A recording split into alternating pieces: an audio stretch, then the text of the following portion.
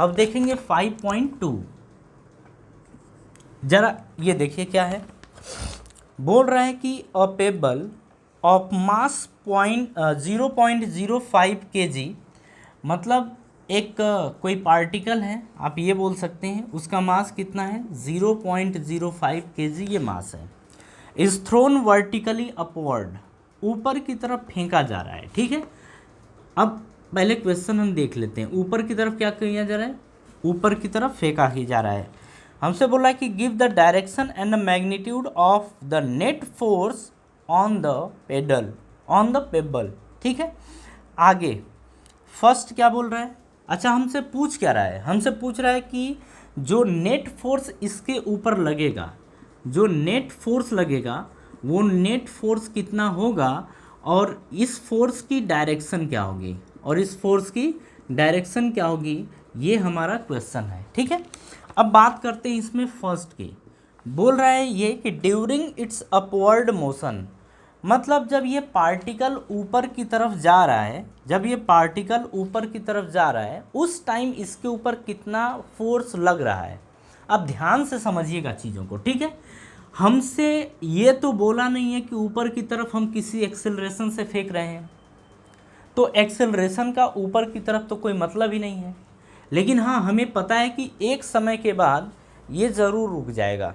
एक समय आएगा कि कोई पार्टिकल ऊपर की तरफ जा रहा है और जाते जाते जाते जाते रुक जाएगा, और रुकने के बाद फिर क्या होगा, वापस गिरने लगेगा।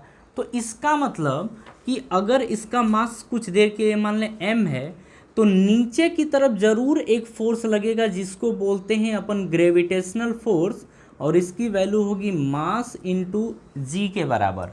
मास आपका दिया है 0.05 और जी की वैल्यू अपन ले लेंगे 10। ठीक है, तो यहाँ पे जो फोर्स लगेगा वो कितना लगेगा, तो ये लगेगा 0.5 न्यूटन के बराबर, 0.5 न्यूटन के बराबर। ठीक है, ये लगेगा। आप ऐसे बोल सकते हैं कि जो एक्सिलरेशन लगेगा वो अपोजिट डायरेक्शन में, तो आप यहाँ पे -10 लिख सकते हैं बिल्कुल, क्योंकि पार्टिकल ऊपर जा रहा है और जी किधर लग रहा है, नीचे। तो आप यहाँ पे बोल सकते हैं कि -0.05 न्यूटन। बात समझ में आ रही है। तो एक तो पहला पता चल गया। फर्स्ट क्या पता चला कि इस पेबल के ऊपर जो फोर्स लग रहा है वो ग्रेविटेशनल फोर्स लग रहा है, और कितना होगा 0.5 न्यूटन। ठीक है, और इसकी डायरेक्शन किधर होगी, डायरेक्शन आप बोलेंगे डाउनवर्ड। कैसा, डाउनवर्ड डायरेक्शन। ठीक है, चलिए अब बी की अपन बात करते हैं। बी हमसे बोल रहा है कि ड्यूरिंग इट्स डाउनवर्ड मोशन, बोल रहा है कि जब ये अब नीचे की तरफ आ रहा है, तो जब ये पेबल की बात कर रहे हैं, ये अगर नीचे की तरफ आ रहा है तो किसके कारण आ रहा है, तो हम बोलेंगे ग्रेविटेशनल फोर्स के कारण। इसकी वैल्यू क्या होगी, mg। m की वैल्यू तो आप देख ही रहे हैं कि 0.05 है, g की वैल्यू 10, तो ये आ जाएगा 0.5 न्यूटन के बराबर। ठीक है, अगर इसकी डायरेक्शन की बात करें तो नीचे आ रहा है, और ग्रेविटेशनल फोर्स भी किधर लग रहा है, नीचे की तरफ, तो हम ये बोलेंगे कि फोर्स किधर लग रहा है, डाउनवर्ड डायरेक्शन में। किधर, डाउनवर्ड डायरेक्शन में। बात समझ में आ रही है। चलिए अब आगे हमसे बोल रहा है, हमसे ये बोल रहा है सी में बोल रहा है कि at the highest point where it is momentarily at rest. ठीक है, अब बोल रहा है कि do your answer change if the pebble was thrown at an angle 45 degree with the horizontal direction. तो बोल रहा है कि क्या आंसर चेंज हो जाएगा अगर हम इसी को किसी एंगल पर फेंकें, मतलब 45 डिग्री के एंगल पर फेंकें। तो हम देखें पहले इसको, तो सी देखिए, मान लीजिए कि ये आपका पार्टिकल था और इस पार्टिकल को 45 डिग्री पे फेंका गया।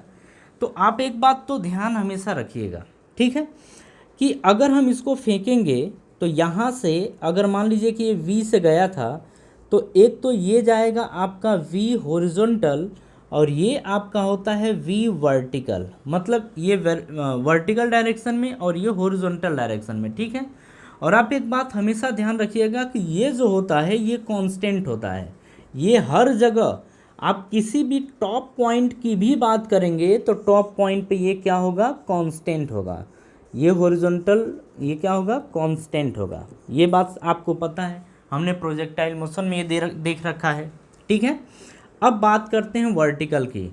तो इस वाले प्लेस पे जो वर्टिकल है यानी कि वी वी ये ज़ीरो हो जाएगा। टॉप मोस्ट पॉइंट पे वी वी की वैल्यू क्या हो जाती है, ज़ीरो। लेकिन हाँ एक चीज़ तो है कि ये तो कांस्टेंट है, लेकिन इसके ऊपर लगातार ग्रेविटेशनल फोर्स लगता रहता है, किधर की तरफ, नीचे की तरफ, हर एक पॉइंट पर। यहाँ की बात करें तो यहाँ ऐसे है, और एक ये वर्टिकल है वी वी, आप इसको 1 मान सकते हैं, वी एच 1 मान सकते हैं। ये तो हर एक पॉइंट पर कांस्टेंट होगा, लेकिन ये डिक्रीज करता जाएगा। और डिक्रीज किसके कारण करेगा, क्योंकि इसके ऊपर एक ग्रेविटेशनल फोर्स लग रहा है नीचे की तरफ। बात समझ में आ रही है? तो इसको ज़रा हटाते हैं, तो आप देखेंगे कि हर एक पॉइंट पर एक ग्रेविटेशनल फोर्स लगता है, किधर की तरफ, नीचे की तरफ, किधर की तरफ, नीचे की तरफ। मास कितना दे रखा है, m, तो ये लगेगा mg। तो इस बार भी आप कहेंगे कि ग्रेविटेशनल फोर्स लग रहा है नीचे की तरफ, और ये लगेगा Fg, और ये होगा आपका m इंटू जी, और m इंटू जी की वैल्यू आप देख रहे हैं 0.5 न्यूटन के बराबर, और ये फोर्स किधर लगेगा, डाउनवर्ड डायरेक्शन में। तो ये बात आपको ध्यान रखना होगा, ठीक है। तो ये हमारा सेकेंड क्वेश्चन था। सेकेंड क्वेश्चन भी हमारा सॉल्व हो गया।